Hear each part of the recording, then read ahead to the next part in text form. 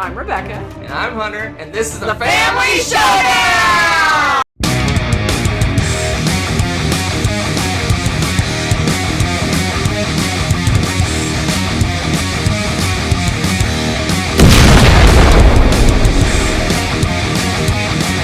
Greetings and welcome back to my top 100 games of all time, 2023 edition. Today, the Statler to my Waldorf is here with me to judge against my beautiful list of my 50 to my 41. Oh, the Muppet Show. Yeah, the Muppets, you don't know them? They're like, ha, ha, ha. Yeah, they make fun of everything. Come on now. Yeah, but they both make fun of stuff. Yeah, I know. We're a pair. We're a team. We're a duo. What? Nah. You got nothing. Yeah, because it was genius. It was genius. It was perfect. It was exceptional. It was. That's right. We're hitting this top 50 list off with a bang. We're starting off with my number 50. No prelude, no premonition. Oh, yes. Actually, very important note. So, in the last episode, the last installment, you might remember that Hunter decided to call this list the mixed bag. No. Yes, you did. I said you would call it the Yes. mixed bag.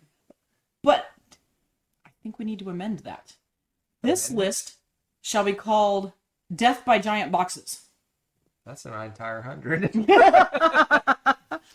see what I mean. So my number 50 starts us off with a bang with that in particular. It was my 47. It is my 50. It's hovering around the same spot.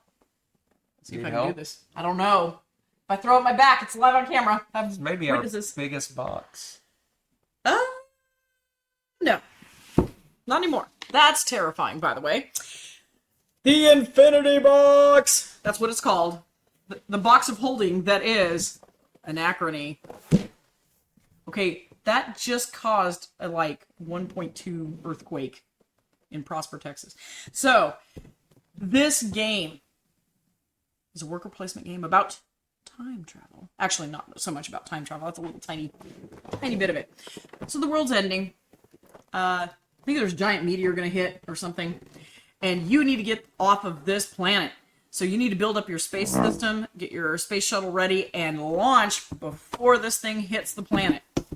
So you're racing each other, because apparently there's not enough stuff to build more than... Well, no, you can actually build more, but you only really win if you're the first one out. Because, first one the heck out of there, you're going to win, right? Because you survived. Surviving equals winning.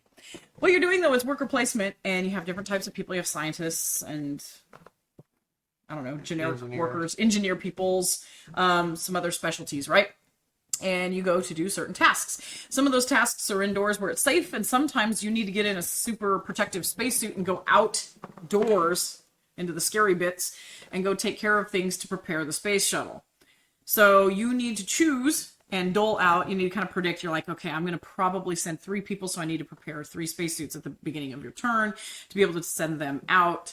And you've got to dole everybody out because people get tired and you have to do things to wake them back up because they need to take a nap after all of this. So there's this cycle. It's exhausting trying to prepare the apocalypse, right? Am I right? It's tough. So as you're going through and you're doing the worker placement jobs and bouncing around and doing all of that, we're trying to gather these resources, build this stuff. And sometimes you just don't have enough resources. So you time travel a little bit. Okay? And you say, hey, I really need these bricks. And I'm sure that in the future, yeah, I need these bricks. Okay, it's probably not bricks, but I need these computer bits. I need them. And I know that we're able to make those in the future. So I'm going to borrow against the future and get those. And I'm going to use them now. But you need to remember... Feels like Bill and Ted's Excellent Adventure or something, right? You need to remember to put those computer bits back exactly where you found them before that time comes back to be paid. Because if you have some outstanding loans in the time-space continuum, there are bad things that will happen to you. It's just scary. And so you don't want to borrow too much against time. Don't mess with the time-space continuum, people. And that is the game, in a nutshell. Moral of the story, get off the planet. And don't mess with the time-space continuum. Well, if you don't get off the planet, you lose, so... And you die. And it won't matter about the time-space continuum at that point for you. That's right. I don't quite like this one quite as much as you. Really? Yeah. What is it? Like you're 52 instead or something? No, it's my 18. No, I love this game. This game is great. It's one of my all-time favorite games. I love this game so much. One of my favorite worker placement games. It's not my favorite. But it is up there, yeah. Is it my favorite worker placement game? No, Really? it is not. I was gonna It's say. fairly close. Anyway, I love it. Big old heavy Euro game. Monster. We like it with most everything. There's a couple things that we expansions that we don't necessarily play with. When I opened it, when I fixed the box lid, I noticed we have our little page in there. Which our thing is like, we're at, this sucks, this is amazing, don't play with this, play with this, don't forget about this rule, all sorts of stuff. We make little notes. It's almost like Anachrony. We're sending a note to the future. That's right, saving ourselves so that when we get there, we're like, yes, do not repeat the mistakes of the past. So we got of course, she said we got the Infinity Box, which is everything in the world in one big giant box. And yes, let's just get it out there right now. It's overproduced. Of course it is. No, it's do you not. actually need little mechs to put a little cardboard Yes. dude? Yes, you do. Okay? Gosh darn it. We don't have. I think we don't have like the super upgraded mechs. Or maybe we do. They're super upgraded I mechs? don't even know. I'm making stuff up. No, it's really good. I love the fact that it's overproduced, actually. I love the little standees because it really makes it feel a lot more real. You're actually going outdoors because before you're just like, yeah, place my dude over there. Oh, look, he's outside, Okay. Yeah. It's cool. I've heard some feedback that this box makes it daunting. It makes it like It does. But I, for one, like Roman numerals. I disagree that it's daunting because I think it's super easy because now you have your own player. Yeah, you just pick it up. Player Here's the stuff for the container. And you're player. like, here's all your stuff. Here's your stuff. Here's your Well, stuff. I think part of that is this was one of the first games. Well, this was in that first wave of games that came out like this, right? That were in these ginormous boxes and had these cool inserts that you could do that this with. one isn't the original box. No, I know, but it was. I'm saying like You bought this separately afterwards. afterwards, Yeah. but. Again, But yes, it does contain. It's just insane. we have a lot of games that do this now. Yeah. So at first, yes, when this was one of the first ones we had, yes. And I think that's kind of with everybody. These giant boxes make it more intimidating. But if you get the ones that are packed well, yeah, it's not. It's the opposite. You just hand everybody their I stuff. don't necessarily. I agree with them on one point. It took me like 2 or 3 hours to sort and organize. Oh, this box. yeah, initially? it was like a Insane work. project. But I like projects, so There you it's a have it. good one. One of the best games ever. It's fantastic. It is way too low on your list. If you want some really crazy shenanigans, you can watch our Blender episode where Hunter, many years ago, actually time traveled to make that episode. I'm not gonna lift that. Oh, I got it, baby. I'll pull a muscle or something. Anachrony is a good one. We're starting off with a bang, man. Last time I was like, oh, this is a bunch of garbage, but now we're cooking now. Top 50, baby. Woo! All right. So my number 49 was my 46 last year, so it's holding You hate it. steady.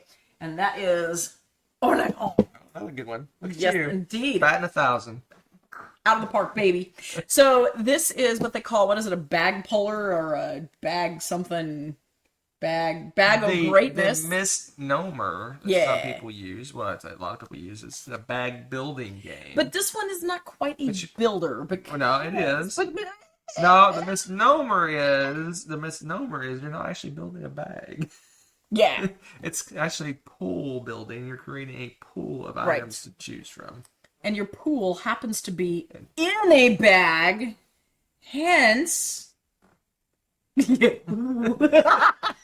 Wow, we are random tonight. So, this game, though, what you're pulling are your workers, and they all have different specialties. So you start out with some basic workers, and there's like monks and knights and farmers and all that kind of stuff, right? Sailors, merchants.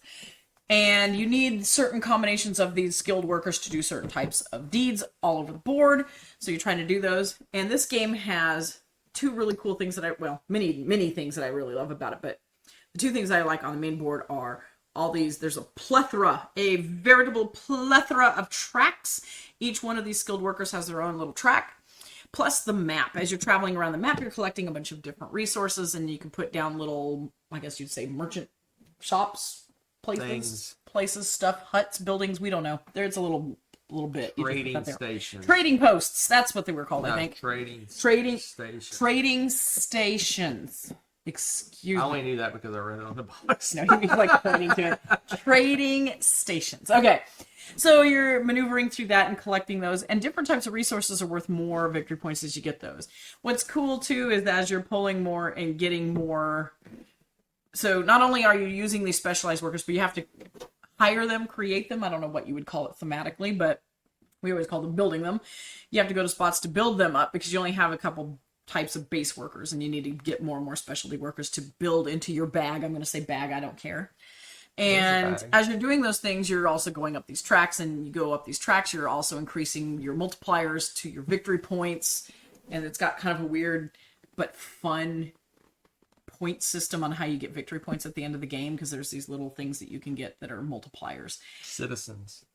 I know that. Which I know, but which is also kind of confusing because you'd think that the workers that you have are also citizens, but they're not citizens apparently. Dang peasants, anyway. I tell you. No, I think I think the workers are like Roman, they have a job. The citizens just sit around and do nothing. Ah, bums. I don't know. Couch potatoes. So the couch potato citizens are how you get your victory points. Oddly enough, but it's just really neat because you do those and you're getting a bunch of those, and eventually you might have too many of one type of worker as you're moving on and getting more advanced stuff in the game. So we always go off to do heroic deeds, I think is what it's called. We always say, yeah, good deeds. Or something. I don't know. They go off on an adventure, but they never return, so we always say that they're going off. They're off working somewhere else. Yeah, you don't see them. They went to their happy place, apparently. But you basically, effectively, they get you some victory points or cool benefits, and you're culling them from your deck. Their deck, your pool, your bag, whatever. Your bag, pool, place. I'm calling it a bag, I don't care. Okay, I have a modicum of things to say about this game. Oh my goodness. But, well, you love this game, so do tell. So what do you love this game game so my much? number 40. Okay. So we're in the ballpark. We are. Same general vicinity, but I do like it more. Yes. Couple of things additionally. One, strategy is everything. Oh my gosh. He's reading the back of the box, people. Ignore. I just think that's funny. I just think a strategy is everything. No. But this would be probably in my top 10 games of all time, except for one thing. What? The art on the front? The art's interesting. It's how soon we forget. Did I throw them in the trash? Probably. I don't know. They're in here somewhere. You have such high tolerance for things like this. Right. All those bags. Ah, you're gonna. Oh!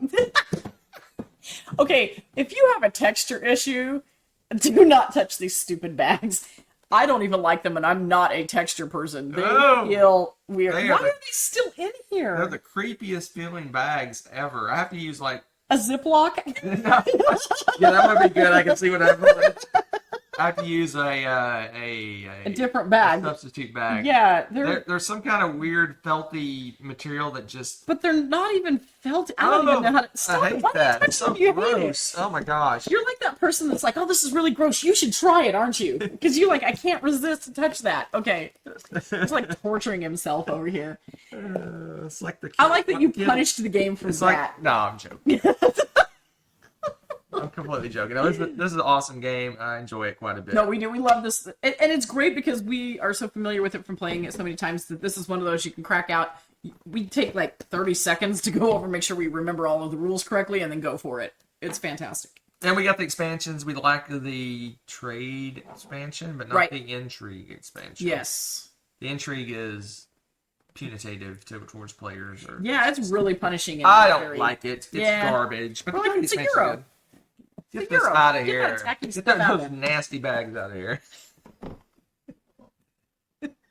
I'm shocked we still have those in there. Maybe that's what I need to do for Christmas is get you some bags. So if I ever get captured like during a they're just gonna put those bags on like a war, an occupation or something. Yeah. They're just gonna wrap me. They're gonna make a jacket out of that material and put it on me. I'll be like, I'll tell you anything you want to know. Yep. He wouldn't last long, people. Nah, that's it. So, maybe on to a calmer, more peaceful game. My number 48 was my number 50 last year. It's floating around the same ballpark. It's good stuff. Ballpark's the word of the day. It is.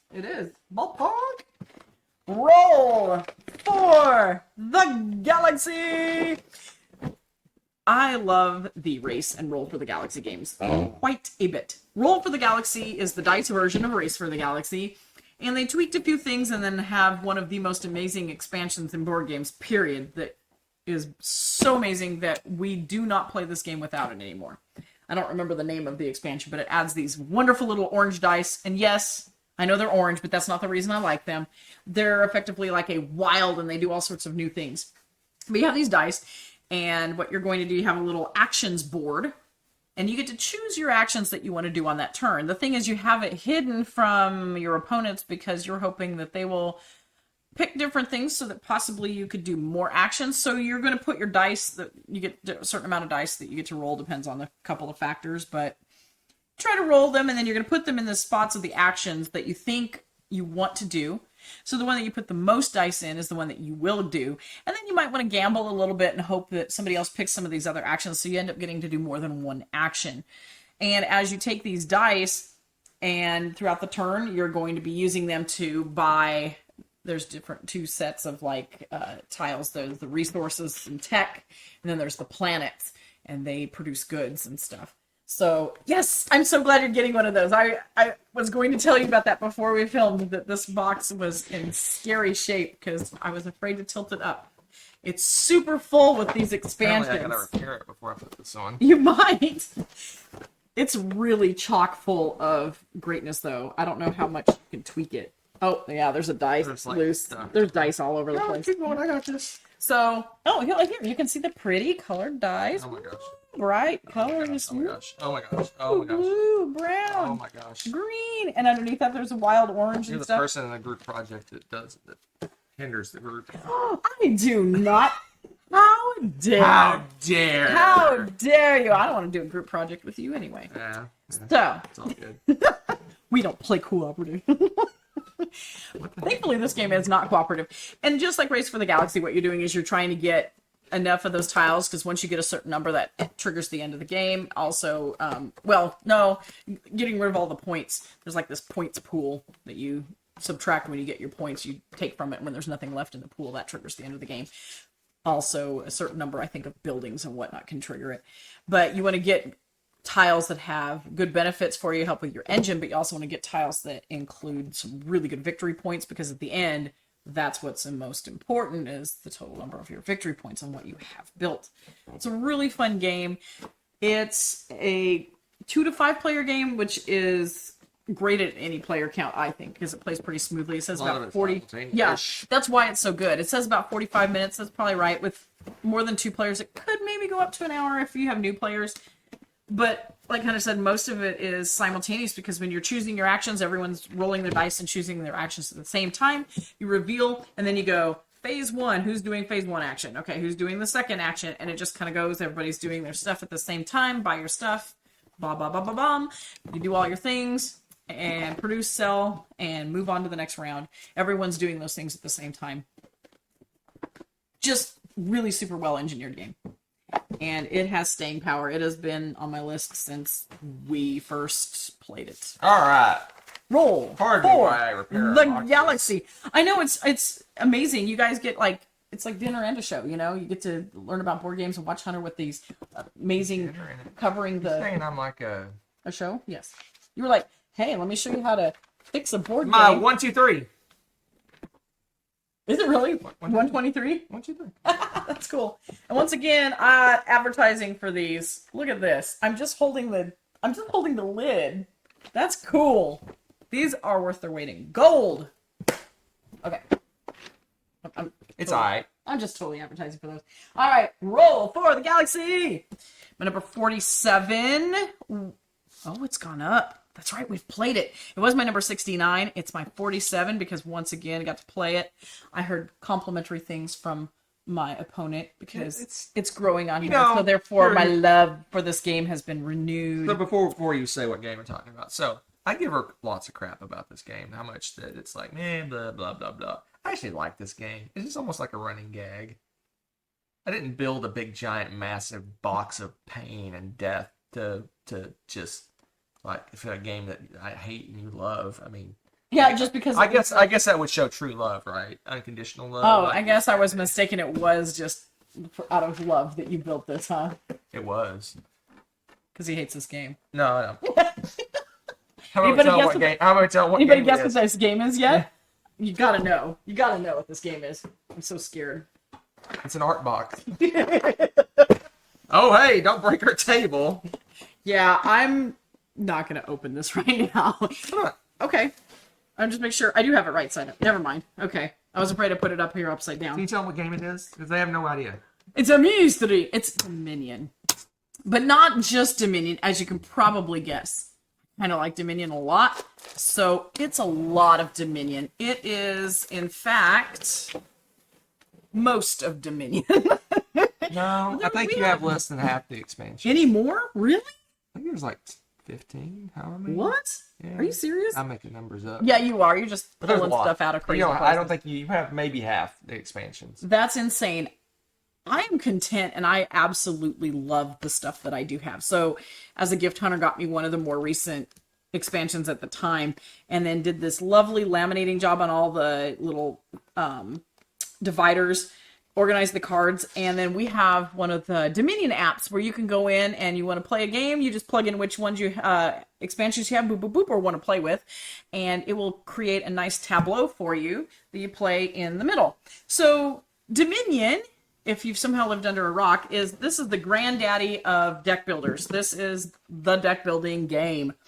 And once upon a time, all you have to do with this game is you have this nice tableau of different things that you combine, 10 different cards. And then you have your little base deck. Everyone has the same base deck. And you deal out 5 cards, you do your cool stuff, you purchase stuff from the tableau in the middle, or you attack or do whatever things you're going to be doing. Scoop up your cards, discard, draw up, and wait for the other player to do their thing. That's basically the actions in the game.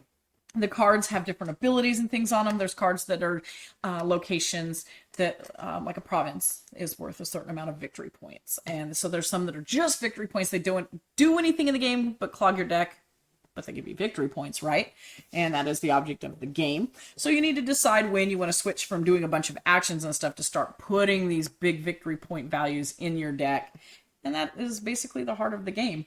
It's really fun. They have gotten creative with the expansions, and there's some of them that have, again, different monetary systems or different land form victory point systems. They have a little mini side thing going on with a little board next to it. But at its heart, again, is still just this deck building game with a bunch of cool and unique actions and tricks that you play in it. Yes, you can play it and attack each other. There's things you can do to attack and protect yourself from attacks. You can play without those cards and play completely passive games. The varieties are pretty much endless anymore, especially with all the different varieties of expansions that they have created.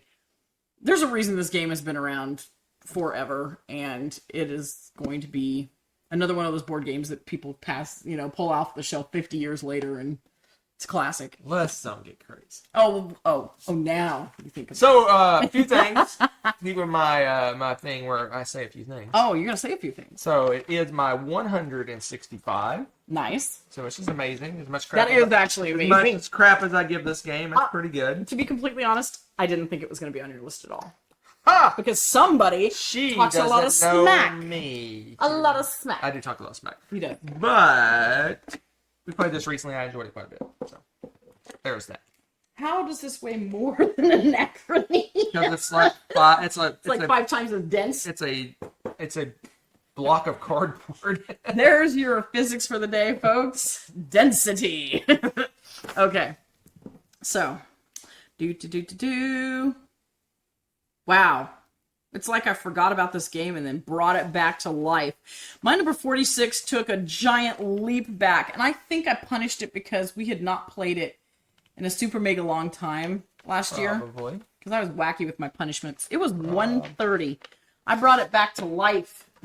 Maybe it was because I didn't look at the hideousness that is this cover. The cover is amazing. The cover. This is, if you know that good Euros always have terrible covers, that tells you what an amazing Euro this is. It looks like your grandmother's carpeting from the 70s or something, right? 60s probably. And that is Lorenzo, Il Magnifico. Plus the fact that it sounds amazing in Italian. But this is a strategy game of greatness. And we played it again with it since I had last built the list, and it just kind of renewed my love for this game. Is it a 90-minute one? It says 60 to 120 minutes, so it's more like closer to an hour for us two-player, especially. A little bit more if we add in the expansion. Oh, that's true. The expansion stuff takes a little bit longer.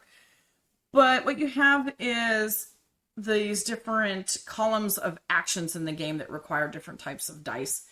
And we have a kind of like a shared dice system, and we have kind of our own stuff too. And you're going to use the combination of the shared dice and your dice to go and place yourself in actions, and they cost different pips on the dice. And there's punishments if, like, I go into the same action column as he does, like I have to pay him and stuff like that. But, so you're trying to pick in these, and the more expensive the card that you're trying to buy, then the better the benefits and stuff are on them. And so you're going through and you're trying to get these things, and you're basically building in like a little engine builder in your player area, okay? And it's setting off different, what do they call it? There's like two, it's like one that looks like... One's like production and one's like resources. Resources? Okay. It's a little funky. I mean, we call them like the cogs and the other thing. Well, one produces resources, the other one can kind of convert. Like victory points? Well, it converts resources into other stuff. Yeah. So... I'm sure it has a fancy name. Right. And, anywho, it's really neat. So you're doing those, and you're starting to build up your engine, and you have to do those things. But the whole time you're doing that, you also have to keep track of your piety, because if you don't keep moving up on that track, at the end of every round, they do basically a piety test, and if you aren't pious enough, you're going to get some huge detriments to you during the next round. So you want to keep an eye out for cards, and they're pretty rare. There's different things that will give you that piety. So you want to build up your engine that kind of helps you protect that piety level and whatnot, but also do these other things. So I really enjoy this game. It's fairly heavy, but once you get the hang of it, it's really fun building that engine and seeing what cards come out. Every gameplay feels different because, again, the randomness of what cards come out. Going up on these, there's some tracks that you can go up on to give you victory points, too. So there's kind of a little bit of an engine builder with those themselves. It's just magnificent. And Magnifico, even. Harvest and production. Harvest and production. I had to know. Yeah. All right, so that is my number 46. So this Lorenzo Magnifico. We almost had a crossover. So this is my 46. I mean 48. What? Are you serious? You're 46, my 48. Dang. 48. That tells you. Solid game, people. Solid game. It's a really good one. It plays, it's kind of zippy for a heavier Euro game, and it's lots of choices of different ways you want to do. You want to go crazy resources. You want to do lots of in-game scoring.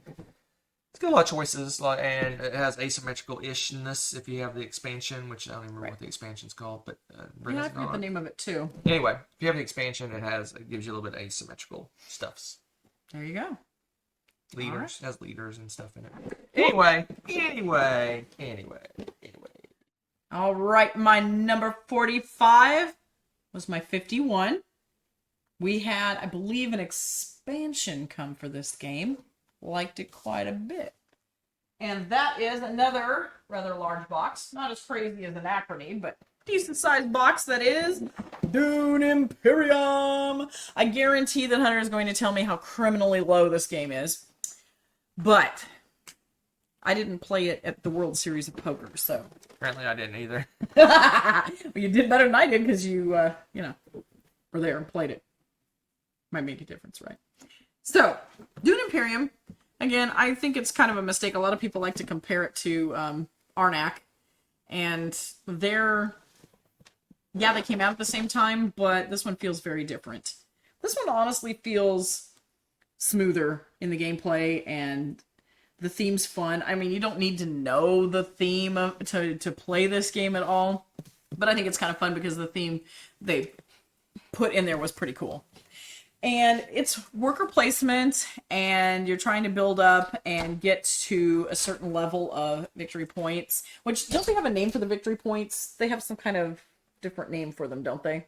Domination. Is that what it is? Yes. Okay, Domination Nation. Why do you keep finding things I have to look up? But one of the things that you get in the game, there's different resources. You have money. Water is obviously very important because you're on Arrakis. And spice, of course. And you're going to get combinations of these things to do different actions, to help you move up the tracks in the different houses, to get these wonderful, sweet, sweet victory points that Hunter is going to find out what they're called. What are they called? No. Oh, okay. No. And... No. Okay, good. And so you build those up, and then once you get to, I think it's 10, right? 10 of those? 10 of those? What? 10 of what? 10 of what? That's right, those victory points. 10 of what? You may win the game. Actually, it triggers the end of the game. We're going to look all this up. It's going to say victory point. It probably is, and I'm going to be sad. Hey, isn't that the emblem? What is that? What is that? Oh, you're killing me, Smalls. So, it triggers the end of the game, but you could potentially get more victory points, things. Bigger victory points. Are they really? It had a cool emblem. I thought it was something cool. Yellow blotchy thing. Yeah. You get 10 yellow blotchy things, triggers the end of the game, and if you have the most victory points after everybody tallies everything up, you're good to go. But it's neat because the rounds you can get seats on the High Council. It gives you kind of a cool little, like, more workers to place and different things. There's a little mini round. At the end of each round, you have a battle area where you can put troops, and you fight for some crazy good benefits, including resources, possibly victory points. Yellow blotchy things. Yellow blotchy things. And I really like the fact that you could kind of ignore that early in the game, but they give you a leg up, and then by the time they ramp up too. So the stuff that you're battling for every round just keeps getting better and better, it seems like, because at the end, like I said, first place is going to get a victory point, and second place gets something cool like moving up one of the tracks, which can also trigger you getting another blotchy victory point. Oh, I love this game. Hunter loves it even more. It's really fun at every player count. I do know you.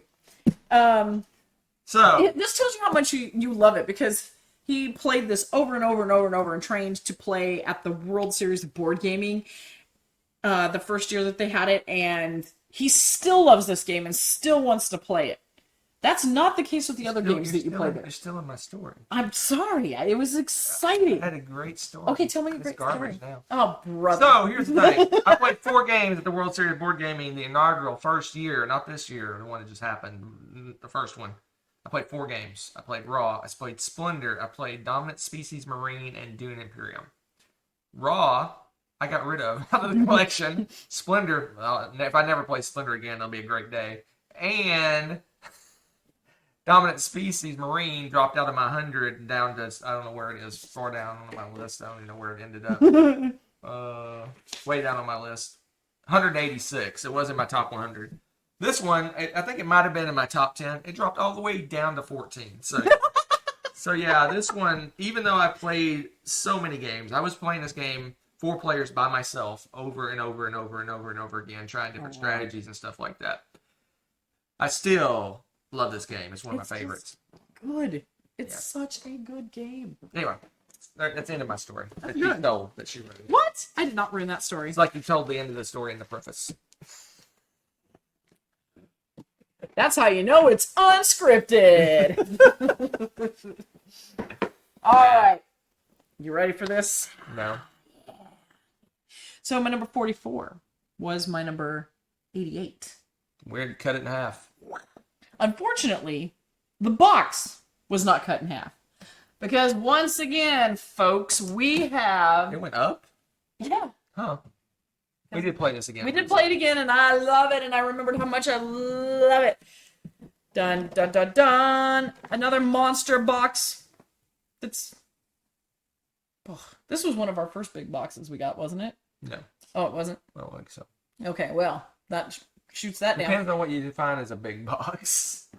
Yeah, in this day and age, that Like seems a to be the collector's thing. specialty box. Yes, it's one of the first ones we got. Okay, but there you go. I've had several games that had humongous boxes. Mystic Vale. Oh, Mystic Vale may have been the first one. That thing's bigger than this. It's ridiculous. Anyway, Terraforming Mars. We have played a lot of Terraforming Mars. We played it a lot when it was the base game, and then stuff started coming out. They've had like, I don't know, roughly 10 billion expansions. No, it's like 4-ish.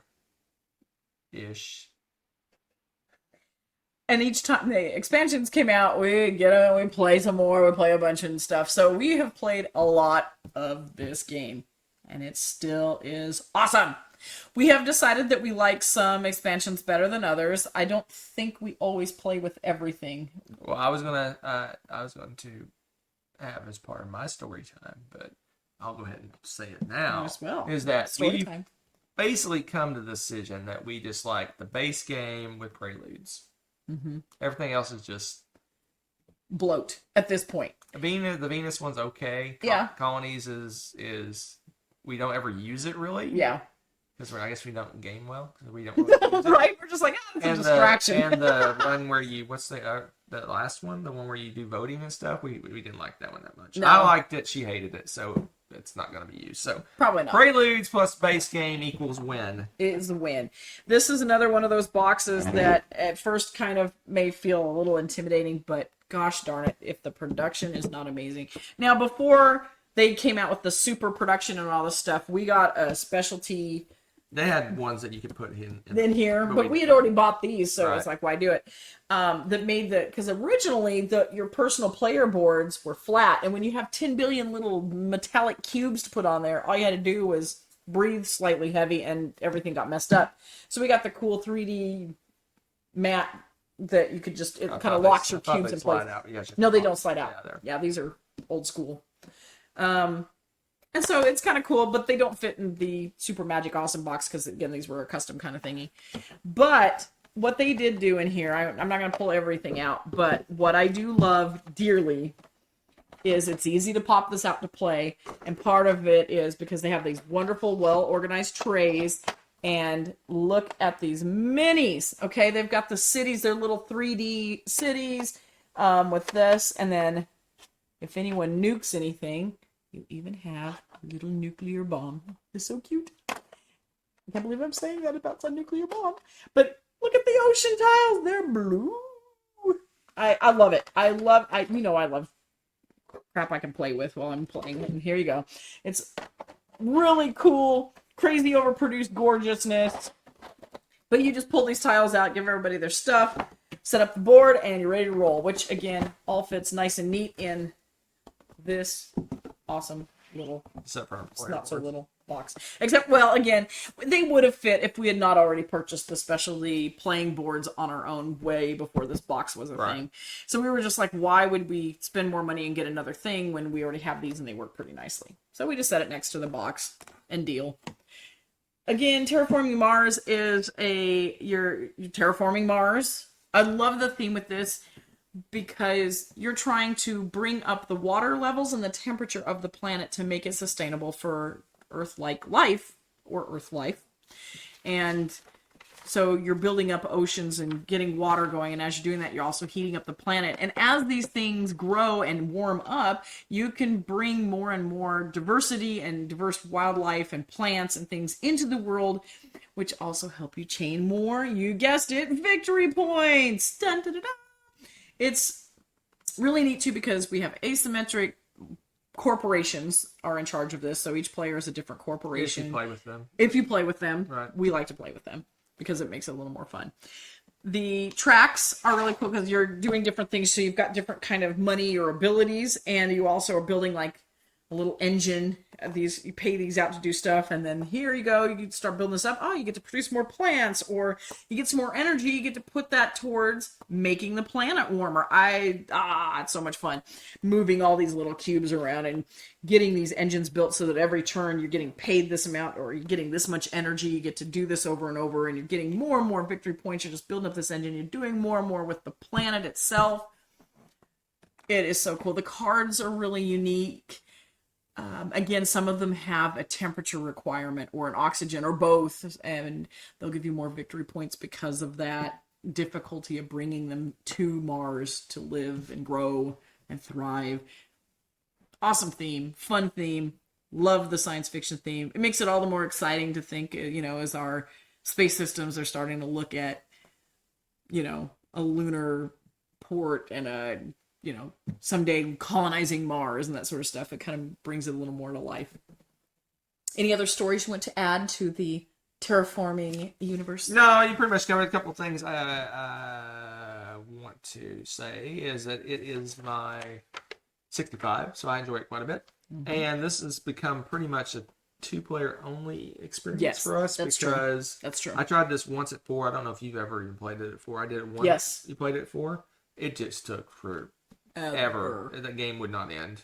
And 3 is long too. So we prefer it 2. We'll play it 3, but I prefer it 2. Yeah, that's the most I will play this at ever again is 3. The 4-player game took hours and hours. It's crazy how each player just adds so much. There's no time. simultaneousness. Other than the drafting the cards, it's all individual turns. And that would be the only thing that would be a major complaint. But thankfully, most of the time we just play 2-player, which is lovely and glorious. Terraforming Mars. I agree with it. It's lovely. I don't know if I would go so far to say it's glorious. That's pretty glorious. At the end, you have a beautiful terraformed planet you can live on. That might be glorious. There you go. Especially with those 3D pieces, and you got the little oceans and parks and things, and yeah, it's pretty glorious. All right, my number 43 is new to the list because it is new to us. It is new. We just got it a couple months ago, and yeah, this made quite the splash. In fact, it's gonna be replacing. Nah. I think it's gonna for me. It's gonna be replacing. I don't disagree. The original, and that is Great Western Trail, New Zealand. Holy good goodness. Okay, so I gotta be honest. Confession time. When they said they were going to do more Great Western Trails, I was like, oh great, so it's gonna be the same game. And they're like, Argentina, it's totally different because it's in Argentina, and it was gonna be like the same game. Okay, no. New Zealand is so much fun. So instead of cows, it's sheep. No, because they changed that. That did not change my opinion. I do. You like sheep better? Crappy sheep. Sorry, I came from a rancher family of cattle crappy ranchers. Sheep are better than crappy cows. But the things that they did to tweak the game are so good, and it is fun to go through. How do I explain? Like, it just feels streamlined. It feels. What's the playtime? Is it any different? No, or is it about the I don't same? think so. It's the same. At its heart, it's the same. So at its heart, like what you're doing to get victory points, the goal is the same. And yes, you're getting different types of sheep and whatnot. But what they've done to change it up a little bit and the nice little touches that they've made, just, I don't know. It's so much fun that now if we were going to say, hey, are you going to go play Great Western Trail? This would be the one I'd probably pull off the shelf. There's some silly little cute things too. Like, for example, your little meeples, they have little cowboy hats. Okay, well, the new version of Great Western Trail has cowboy hats. It doesn't matter. That's not what I'm saying makes this better. It does. Oh my gosh, that's the only reason I like this game better. No. But it's adorable. I mean, there's some silly, cute touches like that too. But your player board just, it seems like they finessed like your specialty people, you know, your sheep herder person, and it's not an engineer now, it's what is it, don't ask. Sailor or something, I don't know. Your specialty people, you're still gonna have a carpenter person that builds the Carpenter person. well, I think it's a carpenter, isn't it? They put that builds the buildings, or tradesman, somebody that builds the you still put the properties and stuff. We'll never know. It's a mystery. But there yeah, is a wild worker now, which is new. I don't know if I don't know if that right. was in the second edition of Great Western Trail or not, but there's wild workers. Yeah, because we only have the original, but oh man, yeah. This whole thing too is there's this trail, and then there's like a different map at the top with the boats, which is similar to the train, the train thing. Yeah, the Trails to Rails expansion, whatever it's called. Yeah. And so there's some neat things, but just the way they put it all together just seems much more well-rounded. We like it better. So this may be, again, El Replazo. Well, so here's the scoop, folks. It's Great Western Trail for me yet? What is it? Probably pretty high because you love this game. No, it's been dropping. Has it? Really? Maybe. Interesting. It's on there somewhere. Is it? I'll find it. It's 59 for me. Oh wow, okay. But here's the scoop, folks. Okay, what's the scoop? I think this kills the original game. Like totally? Yeah, I like to get rid of it. Wow. That actually it makes me sad a little end bit. of an era. Yeah, that's what it feels like. The end. But I've heard this. It seems like we accomplished more when we played this. That's the other thing. Feels Yeah, like you get to do more. Feel like you accomplished more. It has more options because you in this game, in the other game, you can kind of sell your cows along the way, and then you deliver them in Great Western Trail. This one, you actually have two options. You can sell your sheep along the way as well, I believe, and you can deliver them to market, which you do on a little boat thing in this game. That's one of the things you do. But you also can get this whole different engine going where you actually shear your sheep and you sell the wool, which is a whole different aspect of the game, which the original doesn't have. It just You're not shearing your cows. Just saying. Well, you could, but you're not getting much out of them. Little peach fuzz. So anyway, I like this one in every way more than the original. It is the same playtime. I grabbed it and looked at the same playtime. Okay. I just like this one more. Plus, New Zealand is. We have a soft spot for New Zealand for me. And right. Goodbye, Great Western Trail. I hardly knew you. So yeah, when I make my top 100, this one will be on my list. Great Western Trail. If it's on there, it'll probably be much lower than it is now. Right. Anyway. End of an era. It's bittersweet because we love that game so much, but hello. And this is a better production quality than the original. We have the first edition of the game, so the production's not as good. Cheapy. Lots of different, just like all the pros and hardly any cons. No, it's true. It's very true. All right, some more bigger games coming your way, sir. My number 42 was my number 43 last year. What? What? And yeah, you know what? I'm ready to play this game again. This feels like the list of games I really want to play right now edition also. And this game, so much fun. I know a shortcut to the Merchants of the Dark Road. This game, oh my goodness. Hunter and I fell in love with this game. I'm pretty sure it's pretty high on his list as well. And as soon as we had our first play of it, it was one of those, this is going to be on my list. You just know instantly when there's that game that just hits the right spot. And this is that game. And with more plays, it just kind of solidifies how smooth the gameplay is and how much fun it is to do. So you're a merchant. And in a lot of these games, you know, the D&D style universe that they play these games in, you're usually the adventurer and you're going off and doing these things or bulking up and getting ready for them in some way, shape, or form. In this one, it's you're the merchant on the side of things. So other people are going off and doing adventures and you're supplying them with the goods. So you want to make sure that you have the best stuff to sell, which you get the most money, victory points stuff for doing so. So you have a little wagon of your own that you need to go fill up with all these goods. So you're in town, you're getting all your stuff together, you're getting all these goods. And then you have to Tetris the actual goods into your wagon to fit as much as possible.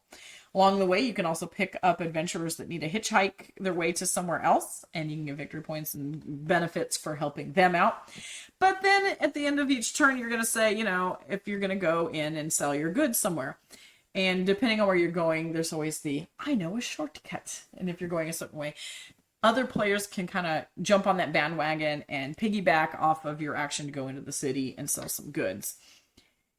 It is so much fun to play this game. It's fun to kind of be on the other side of that universe for once and have the adventurers asking you, yes, I need a beautiful shiny battle axe. And you're like, I have just what you need. Haha, I sold that before Hunter could, you know, kind of thing. You know, you're the merchant, you're winning all these great sales. Super fun game. It's another one that, let's see, it plays 1 to 4. Have we played this other than 2-player yet? I don't think we have. Watch your hand for a sec. 60 to 120 minutes. I think for us it's around an hour, hour and a half. We're still haven't played it a ton yet to where we're super familiar with it, but around an hour-ish. Love this game. Love, love, love. It's okay. That's a lie. What's in place? Number 2? No. I have you know. It's not even in my top 10. Oh, it's 11? No, it's 15. So there's a lot of Euro games that are have questionable how well they represent their theme. What were you bragging on before? What game you think has no theme? Oh, Revive, yes. Like it wasn't this time as last time, right? Yeah, in our last video. Anyway, yes, we ragged on this Revive. one. The theme is... I get into the theme like hardcore with this game. I just love the idea of being a merchant and you're going around and you're like buying goods and selling. And you're like when you're watching a movie, there's that guy in the background that's doing stuff and no one cares what he's doing, but he's like loading wagons and stuff. You're that guy. That's so true. You're like the extra of the adventure movie, and you're like right. But if you read it, the reason I get into it because I read a lot of fantasy novels, and they always have that. All right, we don't have anything better to do. Let's join this wagon, and we'll guard the wagon while it goes to the other town. Blah blah blah. Right. And they always have the grumpy old merchant guy. Like, oh, you're fine. You can help me do this. Blah blah. I'm the guy. That's it. I'm the guy. You're the guy. So I enjoy this game so much. I get into the theme. I enjoy it quite a bit. It's really fun. We do love to kind of like get into the game and role play our characters and stuff. For sure. We fight over this because sometimes the adventurers also have a specific destination in mind where they want to go, and sometimes we want to get them to ride on our wagon, so we're like fighting over trying to get this guy to take our wagon instead. It's hilarious. It's a good one. I love it. It's one of my faves. Always got some good stories. One of my faves, and I agree wholeheartedly. We need to play this again soon. Yes. So we can have a little bee. You have a little bee friend. Yeah, that's true. There's little friends you also collect. It's just hilarious. I love it so much. A little bee friend. A little bee friend. Yes. All right, my last game. Remember I was talking about death by big boxes? This is another one of those. It's a beastie but a Grady. This one has gone from my 61 to my 41, and with every successive play, I enjoy this game more and more. It is quickly becoming a strong favorite of mine. And I think it kind of surprises Hunter a little bit because it is the Dwellings of Eldervale. So, full disclosure, when Hunter was first getting excited about this game, I was kind of like, oh, another one of those big monster attacky games. I'm thinking Heroes of Land, Air, and Sea kind of thing where you've got all this stuff and everybody's attacking everyone, or like Blood Rage or something. And I was like, oh, it looks cool, but I'm probably going to be like, oh, attacky game. Nah, this game, attack away. I don't care. This is so much fun. It's not really that much attacky either. It's another one of those deceitful boxes that looks like this daunting, heavy beast of a game. But no, once again, look at these. I love the storage features in this. And Hunter's about to hand me my player, which, by the way, these on the top are the types of players, and it's two-sided, so there's two different types of players that can use these pieces that are within. And I'll pull one off so you can see it. So I could be the Elves of Briardale or the Mosswood Trolls. Each have their own unique abilities. And this is green, so you have some little meeples that eventually could turn into buildings, and when they do, you put a little roof on them. It's ridiculous.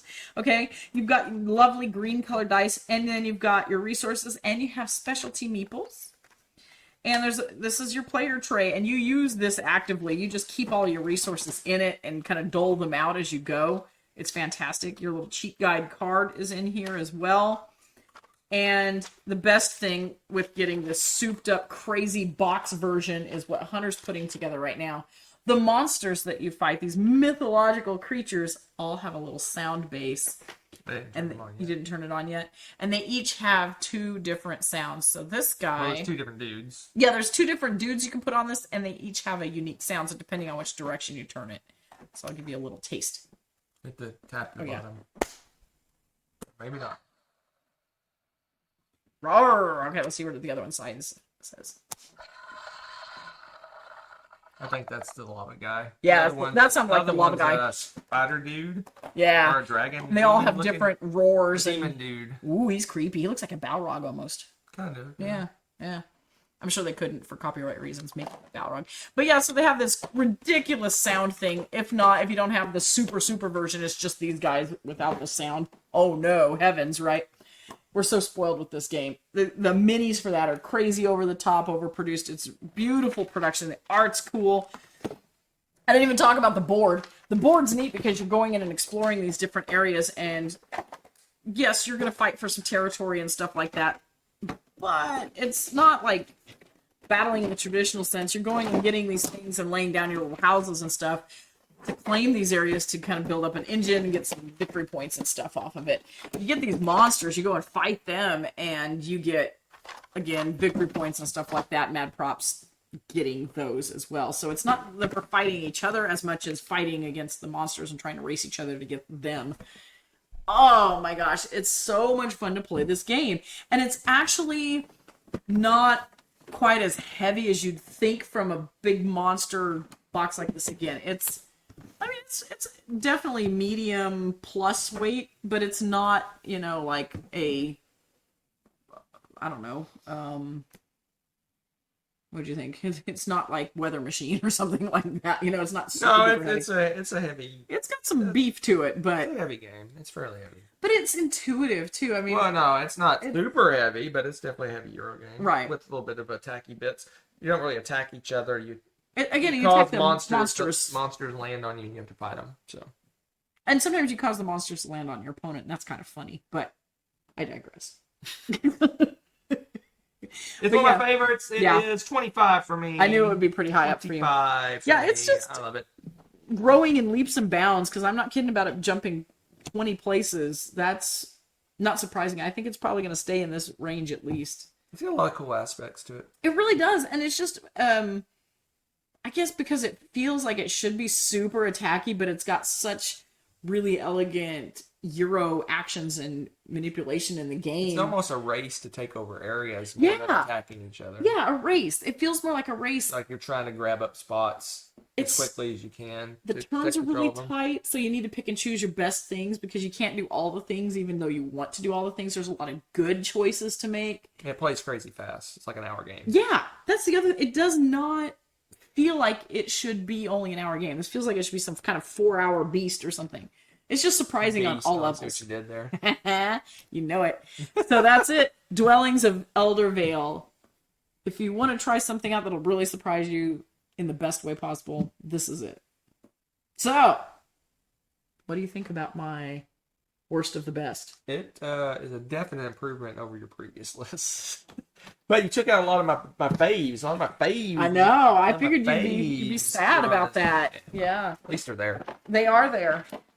Going strong. So you know it's safe. If you ever say, hey, you want to play this game? I'll be like, heck yeah. It's a win. It's a win. It's a win for everybody. All right, so you ready for the preview for the next one? My 40 through 31 will have 2 new games. And I'm going to call it a switcheroo. Switcheroo. A switcheroo. A lot of my 20s. Yeah, a lot of my 20s and 30s went so fast you didn't even see it happen. Switcheroo, huh? Switcheroo. 2 new and switcheroo. I like it. I like it. That's what you're just jealous you didn't come up with that one. I know. So now you know. Teaser for next time.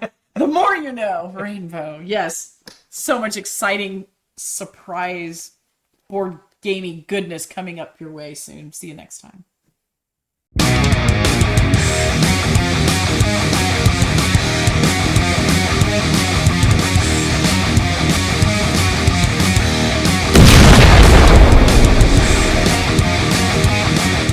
Thanks for watching. If you enjoyed this video, give it a like. Click subscribe to join our wonderful viewer community. Want to be notified when we upload a new video or go live? Click on the little bell below.